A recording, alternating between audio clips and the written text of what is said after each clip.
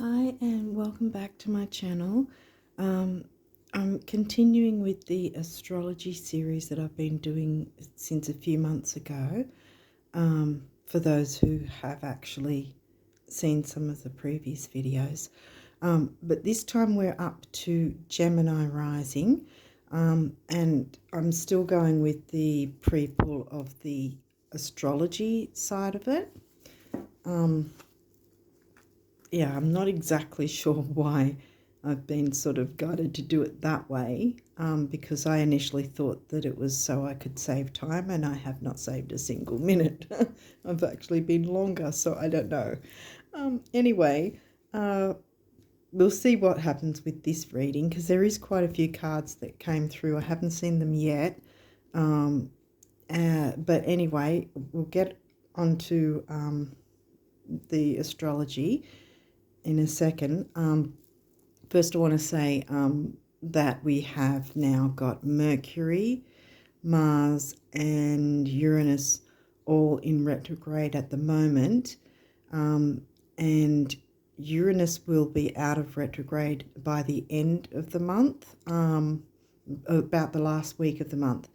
But as I've said in previous videos, with any retrograde, it's not just the retrograde time, but the time prior to it and after it. So there's the pre-shadow, then the actual retrograde, and then the post-shadow time where there'll still be, what do you call it, some tendrils, I guess you'd call it, of that particular retrograde. So yeah, so we've got 3 retrogrades hitting us at the moment, no matter what signs we are, retrograding planets. Venus will be retrograding in a couple of months' time, I think, or at least her pre-shadow will start to be felt in a couple of months' time, I think. I've got to, I always forget to check on the dates and everything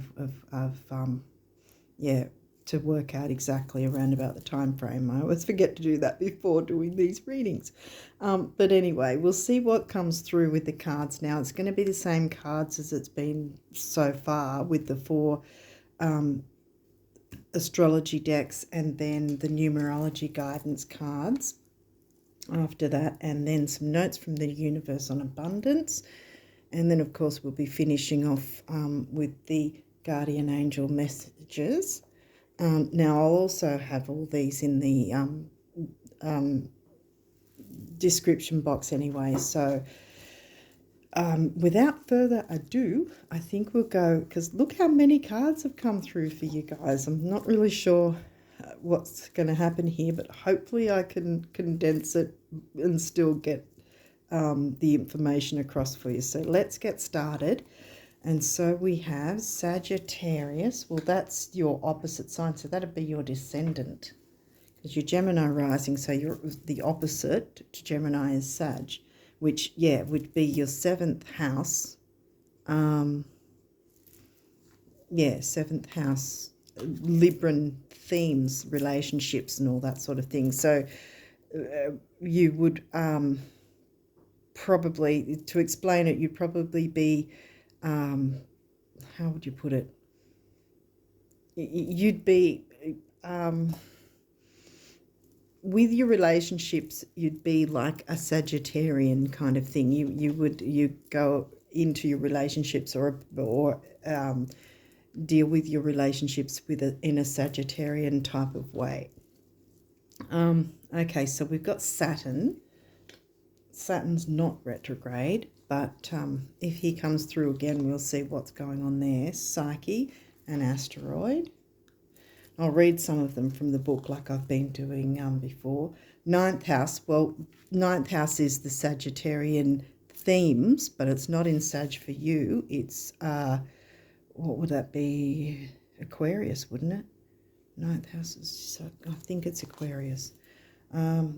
8th house, well, if 9th is Aquarius, then 8th house is Capricorn, and then Saturn is the ruler of the planetary ruler of the Capricorn sign and the 10th house. Okay, let's keep going. 12th house, you've got quite a few houses coming through. Quite a bit going on for you guys. Like I said, you've got a few cards that have come through with this deck. Uranus, which is right now in retrograde. Pisces is 12th house energy, but it's not in your 12th house. Pisces is where is Pisces? 10th house, isn't it? Yeah, okay. Vesta, home and half, that's an asteroid as well. And Juno, a bit of personal power, I think, having to come through here. Okay, so far I'm getting a bit of a theme where the personal power coming through with the Saturn, and 10th house might have something to do with career. We'll see if what other cards come through, but we'll have a look at some of the cards here. Yeah, I'll jump into Saturn, I think, straight up. Where are they? I always forget which. Okay, it's up here. There we go. Okay, so there's Saturn, and it's here. They have the pictures, thankfully, in the book as well. So it says, in a reading, 2 steps forward and 1 step back is this slogan for Saturn. Yeah, taking it slowly. Well, with 3 retrogrades happening right now, we've got to take things slowly, even though we can still move forward with things. We just can't plow ahead forward. So 2 steps forward and 1 step back is the slogan for Saturn. If he is showing up for you, you are probably in the midst of a major life test. Wow. It can feel like no matter what you do, you just can't get ahead. This isn't actually the case. You are moving forward, like I said with the retrogrades. But Saturn just likes to make sure you are certain of your direction. Are you making responsible choices? Are you utilizing your tools to the best of your ability? Make sure you are clear about these things, because you will have a final exam from Saturn. If you are going through a period of chaos and confusion, you need to look to Saturn for advice. What areas of your life can you organize and restructure? What behaviors are no longer serving your best interests? If you can effectively let go of the things that are holding you back, you will have more time to focus on your major goals and aspirations. There's going to be a full moon. I'm not sure when I upload this, though, whether it will be about to happen or will have already happened. But even if you see this after the full moon's happened, you can still use that in terms of moon work. A lot of people do use the moon phases. I do. And for the full moon, you've had no full moons in here, but that doesn't mean you can't take advantage of the full moon energy, even if it's a few days later or something. That whole 2 weeks from the full moon leading up to the new moon is, at any point of time you can do release work, as it's called, because that's actually, some say that's almost more important than doing the new moon wishes and everything, because you need to clear the way for the new to come in. Psyche, let's have a look what she's got to say. Okay. Psyche points to other people's expectations of us. Who we are and how we should behave is suddenly a topic of conversation. Here's Saturn again. Now, did you get an 11th? You have Uranus wanting to break 3. Pisces, where was Pisces? No, that's your 10th. There's no 11th house here. Oh, no, that's 8th. Sorry. I'm just thinking out loud. Okay. The empathic side of you might be internalizing this, but like the adage says, other people's opinion of you is none of your business. Exactly. I've got a feeling Juno's about personal power, and that's home and half. Have you had Cancer come through, the Cancerian sign? No, that's 2nd house. Okay. Sorry, I keep getting sidetracked. Your intuition is very heightened right now. it's as though you can feel the emotions of everyone around you. Empathic, yeah. You have the gift of sensitivity, and this allows you to turn even the worst feelings into beauty and positivity. Lead by example. Saturn wants you to be a leader. And show that kindness goes further than spite. Yeah, well, with Mars retrograde and Mercury, because Mercury is generally about communications, not just in the form of electronic communications and things going crazy like that, but it can be verbal, written communication. And the fact that we've got Mars retrograde as well, slowing things down so we're not able to move forward at the pace that we would like, that then might frustrate us more, and therefore our communications will not be, we won't be going into it peacefully, I guess. And then having Mercury retrograde as well, so it's a tough time for everybody. Yeah, so what now? I think we'll go straight into Vesta, actually, because I think Uranus, I've pretty much sort of covered that. No, we have not got Palace. Vesta, there we go. Right now is all about you and reconnecting to your passion. Yeah, we've got a fair bit of orange here. I won't be surprised if some Leo cards come through again, because that happened in another reading recently. Where does your spark of inspiration where does your spark of inspiration reside, and how can you turn it into a roaring fire, nurturing? Something about Cancer might be coming through as well. I mean, your Gemini rising doesn't necessarily mean that you might not have a Cancer sun or another planet or even a stellium in the sign of Cancer or Leo. A stellium is 3 or more planets in one area, one house of your chart. Where are we up to? Sometimes we feel that initial urge to create, but don't know how to direct it productively. Vesta grants us the gift of focus. Everything is falling into place and will continue to do so as long as we stay genuine in our desires. You may be asked to give something up in exchange for getting what you want. How much are you willing to sacrifice?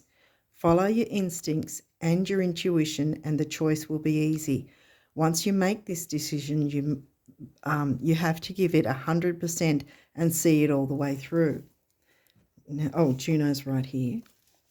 Yeah, the sacrifice might just be that it might be just a bit of time that you have to sacrifice, a certain amount of time in your day or week for something else, so that something else can come through that's going to be good for you. Okay, Juno.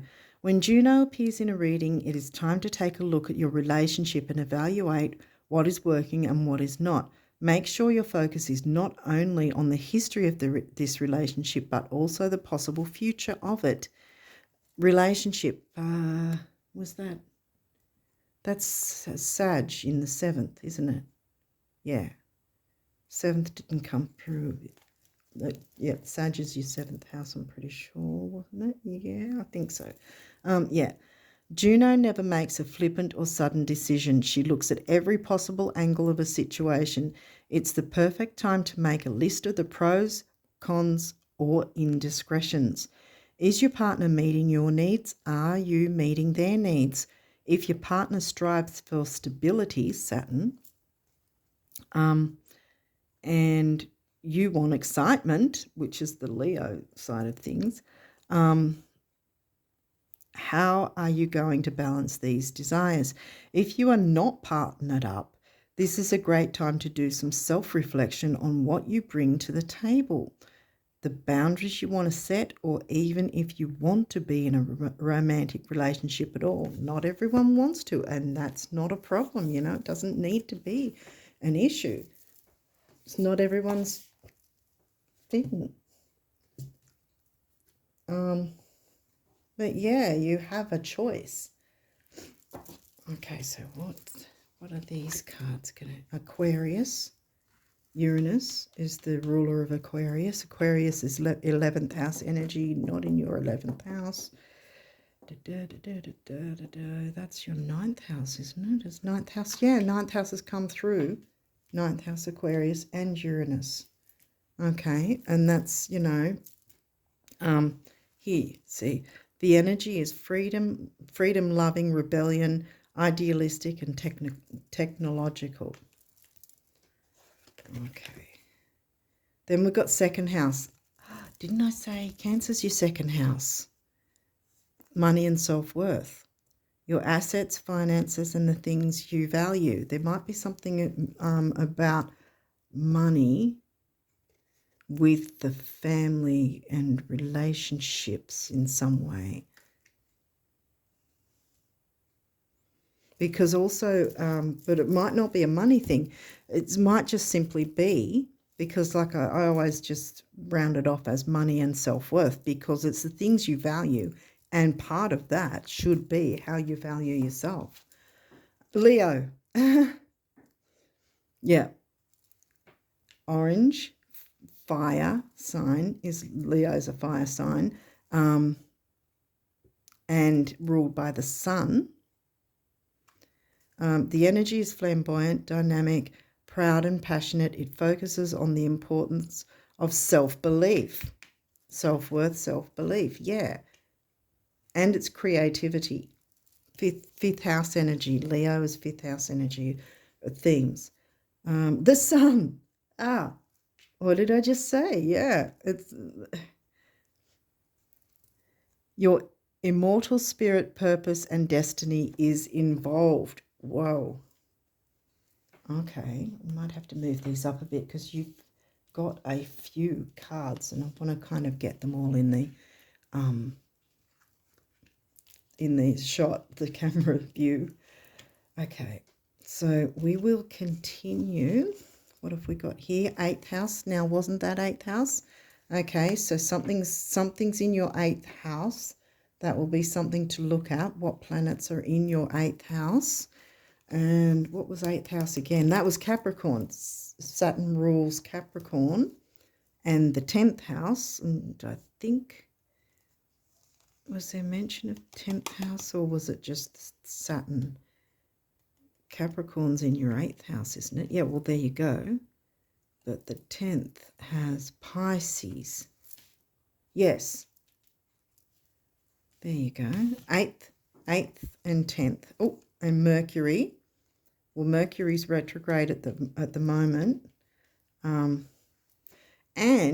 with you being Gemini rising, the two signs that are governed by the planet Mercury are you. You probably already know this, and Virgo.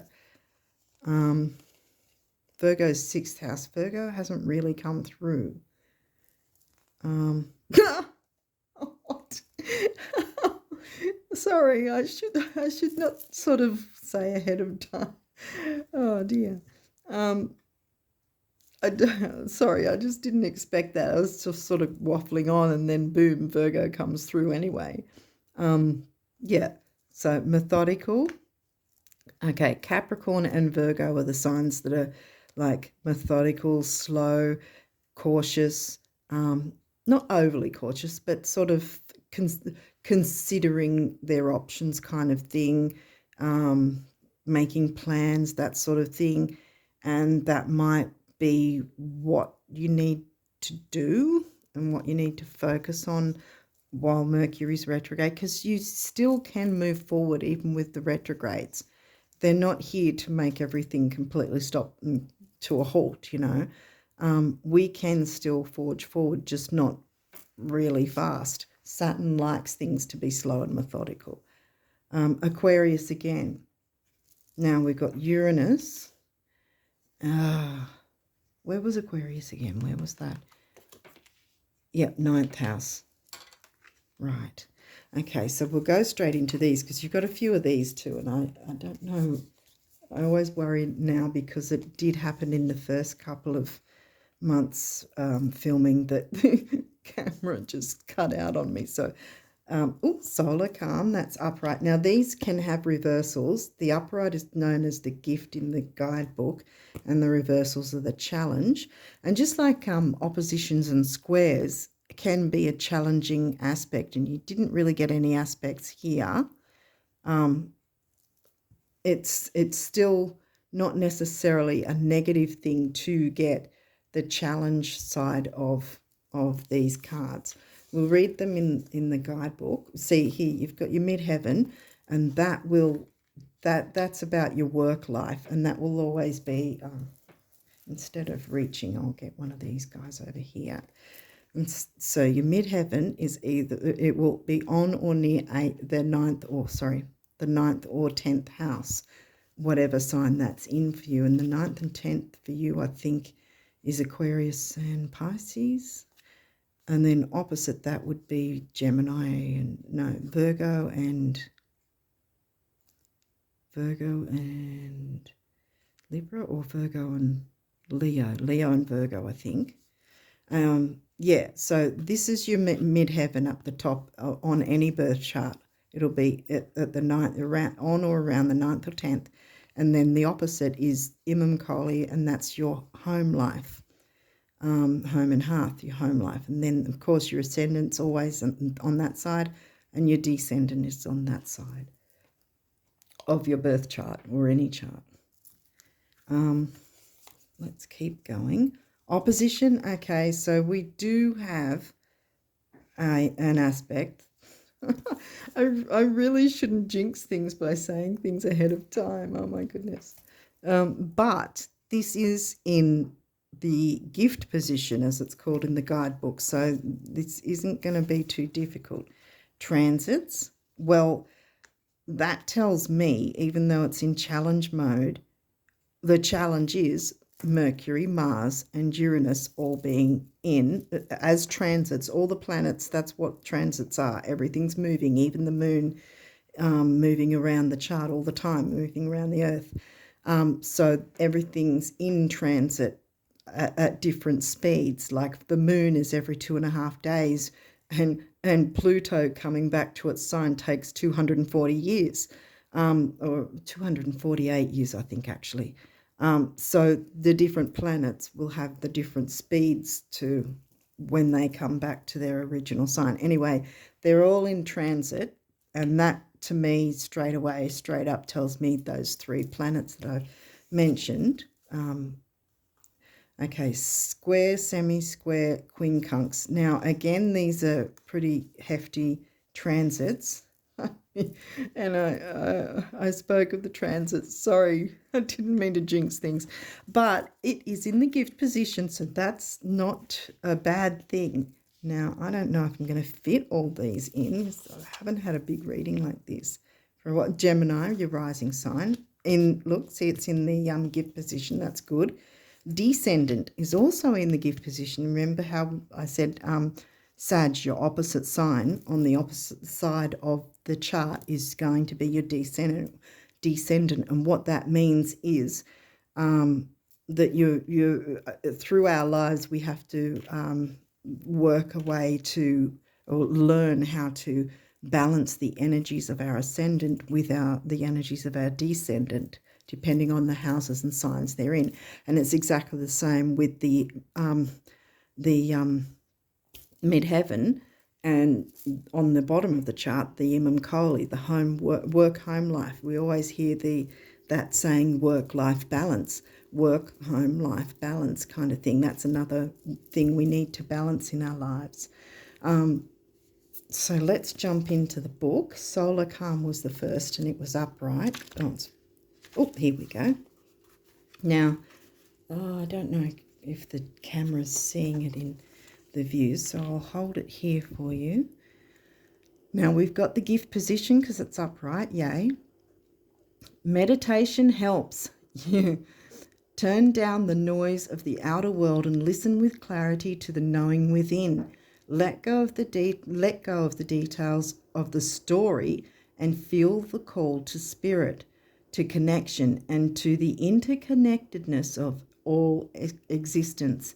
In this quiet clarity, you can see far away to the distant stars and come to understand the overarching patterns. Okay, so there might be some patterns. See, that's another thing with the retrogrades. They can show you certain patterns going on where once you know that that's what they're trying to do, then you can look into it more and go, okay, this is what the retrogrades are trying to tell me here. Now I can make sense of it and I can move in a direction that's better for me. And that way you can avoid getting hit by any eclipses. The eclipse energy hasn't come through here, so that's also a good thing, you know, especially the full moon eclipse that we had not that long ago. Because the energies, we've still got the energies of that too, but it hasn't come through in here, so it's not your focus for this month of January. I don't even know if I started by saying this is for January.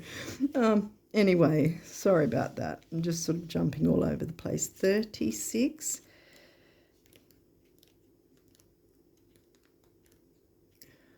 Okay. Ascendant. Okay, midheaven. Now, it's in the challenge position, so let's see what that says. Traditions, other people's expectations. Didn't that come through with Juno, I think it was? Or your family history may be complementary to your idea of your own potential, or they may be hurdles to overcome as you find your true path. Uranus. Aquarius energy. Aquarius, Uranus. This is Pisces. Where's Pisces again? I keep forgetting. That's 10th house, yeah. Work-life balance, work-home life balance, I think, is coming through here. Because your second house is in the sign of Cancer, even though it's Taurian themes, Taurus themes. So there might be something to do with a work-life balance, but not be too concerned about other people's opinions, because it can drag you down if you're worrying about what people think or, you know, how you should act. Act like you. Okay, let's keep going. We've got some, the next three are the aspects, what's called aspects. So we are looking at opposition, and again, like I said, it's in the gift position, as it says in this guidebook. So opposition says with the gift, this situation offers you a chance to burn through karma if you can continually respond with compassion and tough love from your highest self. Take the high road. Yeah. Take the high road. Don't be combative, and don't allow yourself to be what's the word for it? I can't think of the word. Intimidate. Yeah. Don't allow yourself to be intimidated by someone else's combative energy. What other people think of you should be none of your business. You don't need to pull yourself down with that worry. It's not worth worrying about.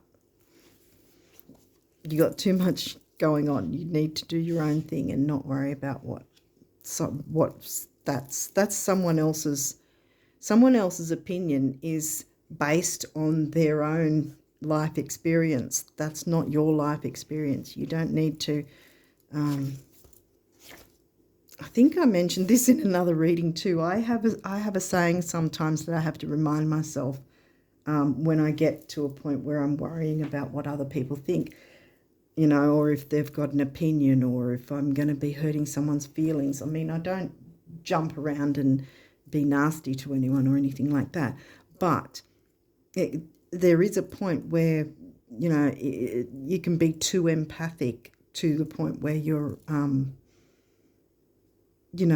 sacrificing yourself, and that's not something that should be happening. Yourself and your health and your emotional health, your spiritual health, So yeah, don't be letting that bring you down. Transits. Now we've got the challenge position, and that says wild cards are in play. You are not in control of who or what now brushes your life, and that can be scary. There might be a sort of a go with the flow kind of thing, because that's a Leo thing too, to just sort of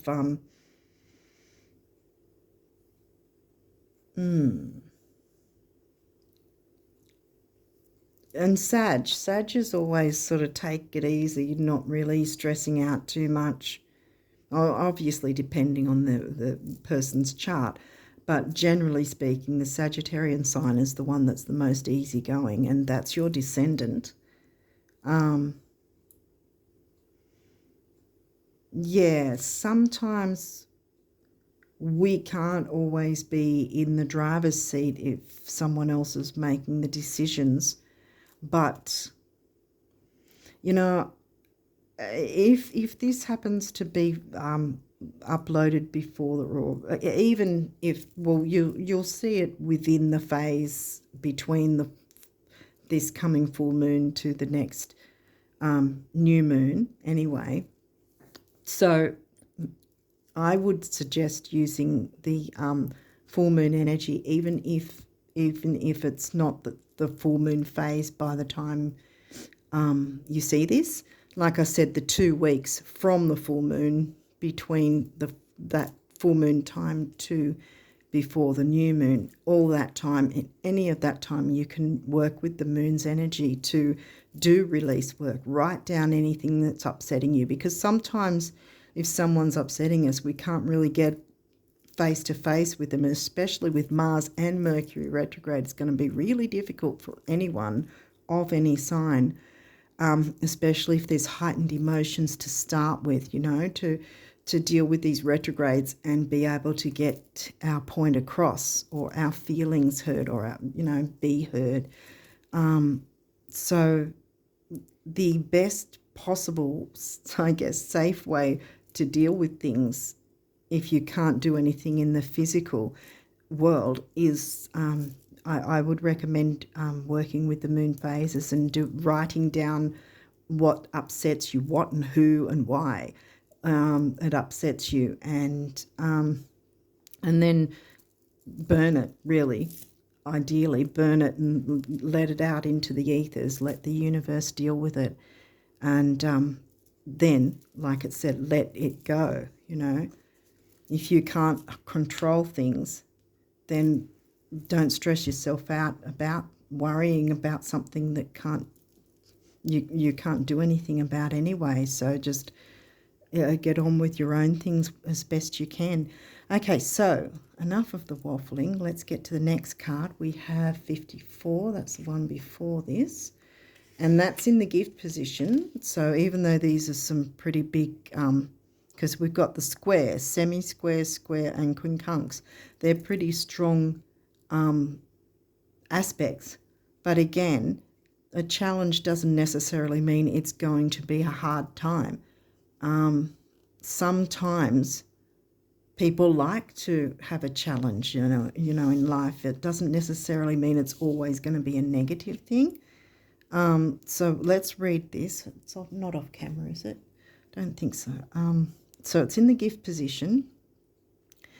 Take this opportunity to build strength and learn to reconcile the conflicts within. Yeah, like I said, don't allow yourself to be dragged down by things that it doesn't serve you to stress about if you can't really make any physical real world change. When you can resolve internal conflicts, it is easier to resolve external ones. Yeah, exactly. You'd be surprised if you do open up to working with the moon cycles. You'll be surprised at some of the things that can just seem to happen out of the blue that are in your favour. And you'll think, oh, wow, I really didn't expect that that would happen at all. Or someone suddenly has a change of heart and they see your point of view much easier. That sort of thing can happen. And it has happened for me, which has been fantastic. So I wholeheartedly work with the moon cycles myself. Hopefully I'm not pushing that idea, but it will work in your favour, and it's free. You don't have to pay anything or anyone to do that. The moon is always there in the sky for us to work with. Okay, so Gemini is your rising sign, and it's in the gift position, and it says here Gemini's gift is an open mind. Well, that's open mind. Sag is an open mind as well. Is an open mind and a sense of universal siblinghood. Yeah, because this is about siblings, short trips, neighbourhoods, early learning. We are all in this. It can be cousins as well. We are all in this together. The soul knows how to find itself back in equilibrium if we just let all parts communicate.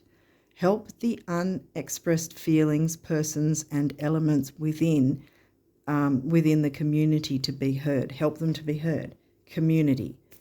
We have Aquarius, Uranus. What house was Aquarius in? 9th house. Yes, so 9th house Aquarius, Uranus. 9th house, 10th house. 8th house has come through a couple of times too. 8, 9, 10. Virgo came once, but I think maybe Virgo's more about your own emotional health and spiritual health and looking after that by taking care of you and, taking care of you and doing what you can, regardless of what situation, is going on around you. And like I said, if you are open to working with the moon,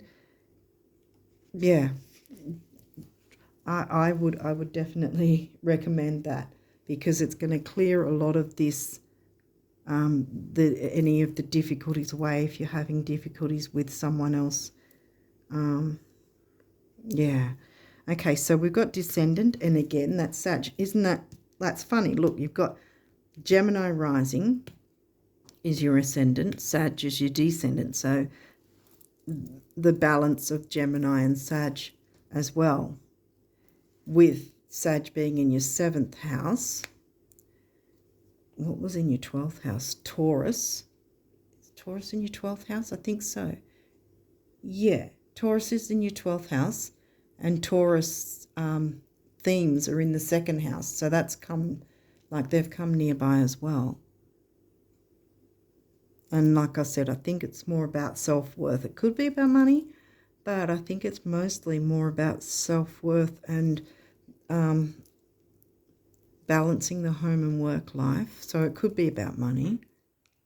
Okay, let's read the descendant in the gift position as well. See, they're both in the gift. So you've got nothing to worry about. You just, things can move forward.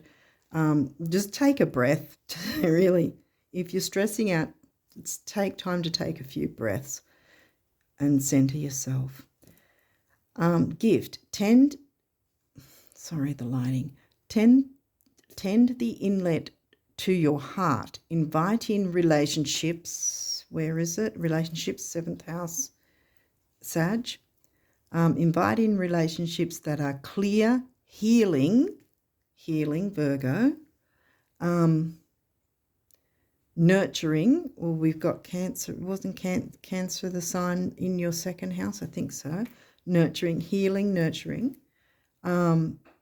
Self-responsible. Well, there we've got the Capricorn Saturn coming through, 10th house. And encouraging of mutual evolution. Yeah. So if you're having a certain situation with someone who is not, if there's not a mutual respect sort of thing, a mutual balance of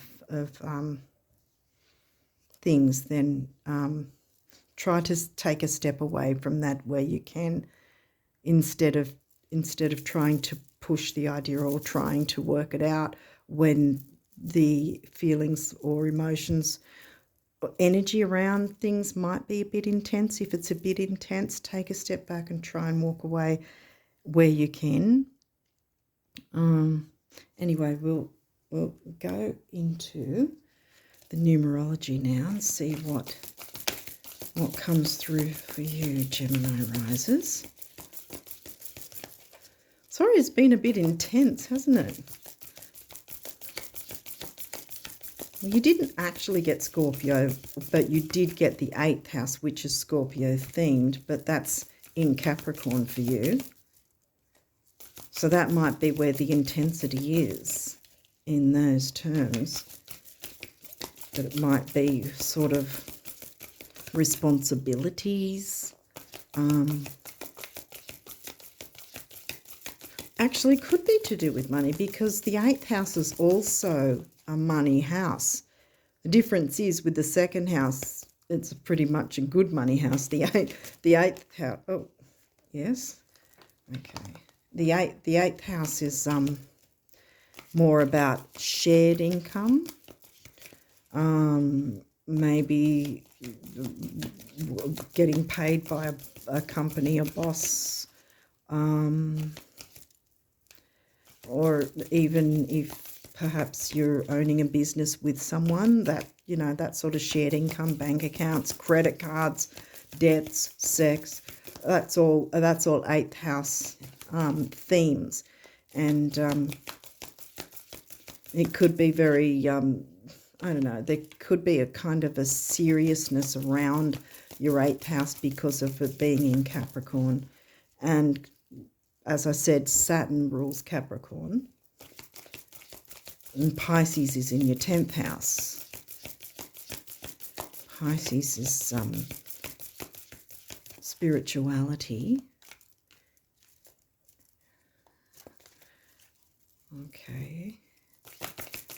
Is there any other numerology guidance cards for the Gemini risers? Hopefully I'm making sense, because I'm kind of... Okay, yes. I'm jumping all over the place. Okay. Intuition, master number, right there. That's the number of the master builder. What have we got here? We've got teaching and learning. Well, look, your ascendant and your descendant are both the signs of teaching and learning. Early learning, higher learning. Sag is higher learning, Gemini is early learning. Yeah, what foundations you lay down, so to speak. Spiritual partnership. Spiritual, we were just talking about Pisces being the spiritual thing. It's Pisces in your 10th, spirituality, spiritual partnership. So there's definitely something about a partnership. And we've got a lot of orange here as well again. So I'm thinking, well, solar plexus, heart chakra, and crown chakra. And you got intuition. That's the master builder, 22, 27, 9. Pretty sure that's freedom.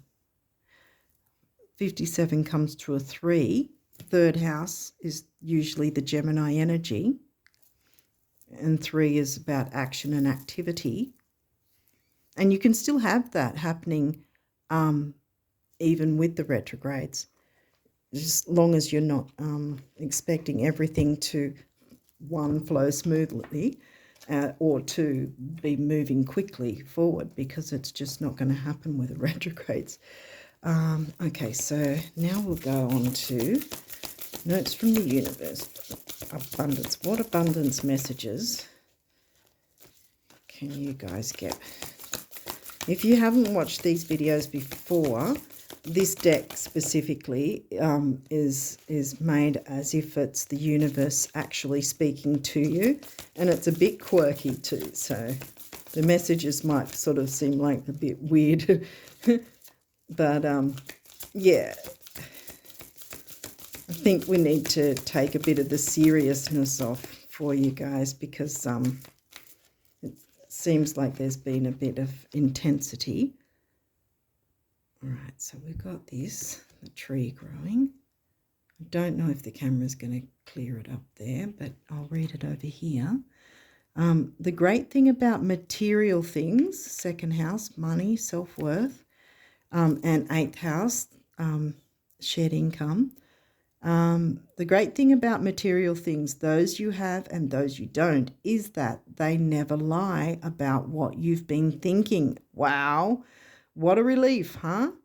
Thoughts become things, the universe, exactly. Thoughts become things. Like I think that it's reiterating, don't let yourself get pulled down by anyone else's negativity.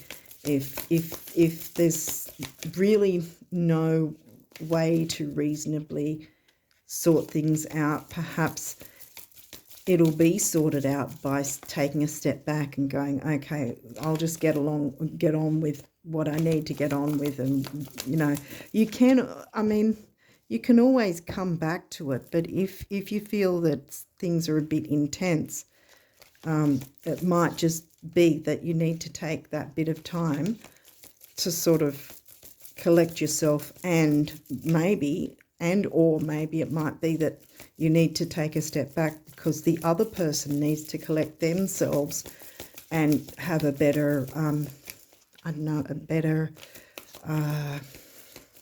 energy about them before they go into the communication. So it might not be so much about you and what you have to do, but more about, okay, this person seems to be very intense or stressed. How about I just step back and give them a few minutes or a few hours or whatever, a few days even, whatever is needed. Okay.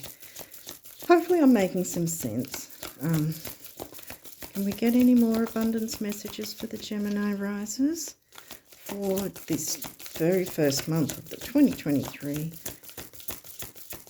January? Is there any other abundance messages for the Gemini risers for January? That might be the only one. Okay.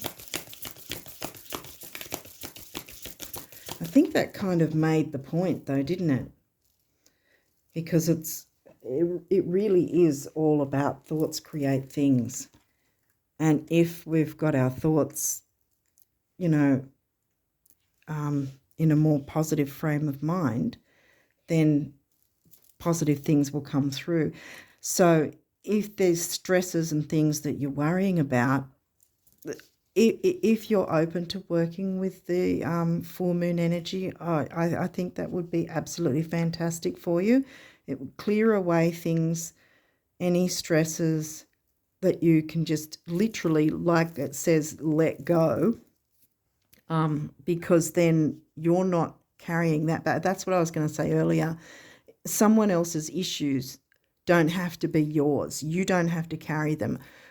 I tell myself a little saying when I feel like I'm taking on other people's stuff, you know, that isn't actually mine. I tell myself it's not my bag. I don't have to carry it. And maybe that can be your mantra as well for this January. It's not your bag. You don't have to carry it. They're perfectly capable of carrying their own bag. You just deal with what you can, what you have, what you do have in your control, what you do have that's working in your favor for you, and let whoever might have issues, let them have time to work themselves out, because that might be the answer. It might not be so much about you being frustrated or whatever, but it might be someone else is, and they're not getting past their issues or whatever, and they may need that bit of time to, you know, have their own introspection, I guess, and come out the other side and be a bit more reasonable and more open to listening to you. And didn't something come out about, or did I just, maybe I said it earlier, where, yeah, I think the Uranus energy of needing to have your voice heard. What have we got here? Intuitions come through twice. Okay.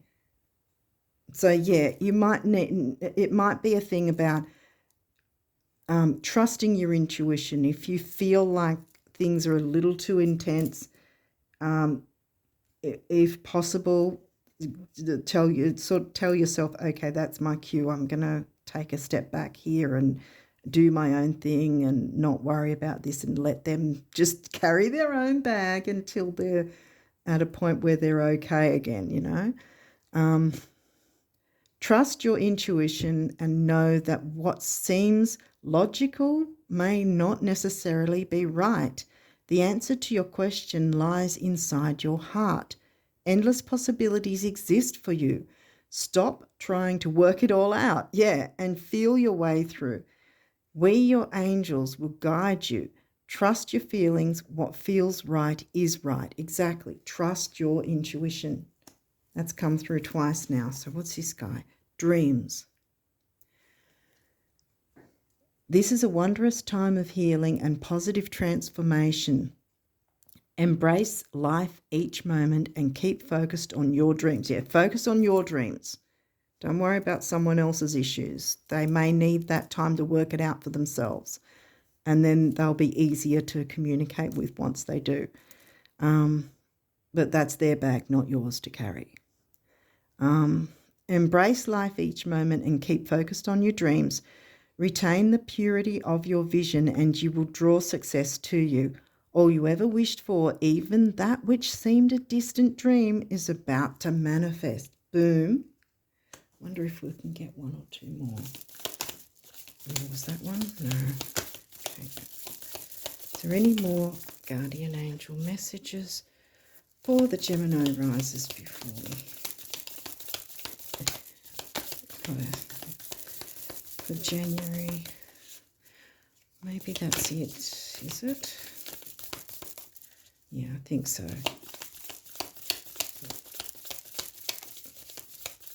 No, okay. Okay, so yeah, focus on your dreams and your goals. Gee, sorry. Yeah, and I think...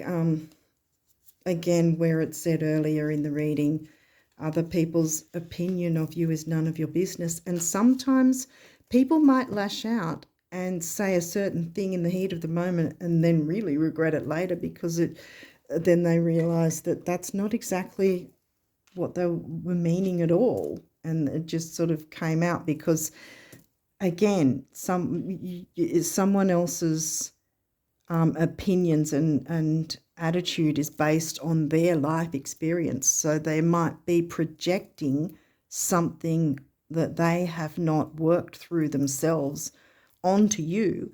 So again, I say, that's not your bag. You don't have to carry it. And they might need that bit of time out to go, hey, hang on a minute. Yeah, I've been unreasonable. How about I calm down a bit or work through this? Whatever it might be. Yeah, I think this is more about letting you know you've got stuff of your own to concentrate on. You've got enough things, you know, your dreams are about to manifest, you know. Spiritual partnership, you can still have a spiritual partnership as well, whether or not it's with the person that might be, you know, sometimes, again, with the opposition squares, with the challenges, the same with a challenging relationship. It will teach us something. It will teach us what maybe we don't need, or what we don't need to put up with as much, or if we need to see things from a different perspective, or not take on someone else's issues, relationships will teach us something, no matter whether good or bad or difficult, yeah. So I think this one's just sort of about telling you to keep doing your own thing, let them do theirs, and they may come back be more reasonable down the track. Yeah. It might not be everyone that's watching. It might not be the situation like that for everyone. But yeah, it sort of seemed that way, that if there is someone difficult, or any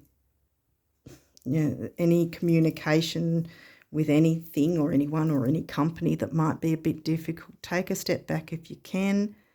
And yeah, if you have to deal with it, come back to it later, because that person or a different person that might be able to deal with the situation for you might actually do it better in your favour.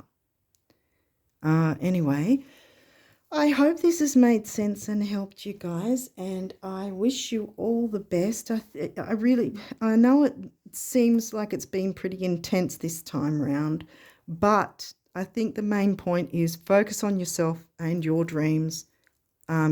Follow your intuition. You'll know whether or not a situation, or dealing with some sort of company even, or whatever. You'll know with your own intuition if there's something that you could benefit from taking a step back and a breather, that may not necessarily be about your attitude towards something, but more about whoever is also in the mix with it in some way, if that makes sense. Yeah, I think it's more about the other. Libra, the other. Yeah. Okay, so hopefully I've made sense, and I wish you all the best for January, and until next time, bye for now.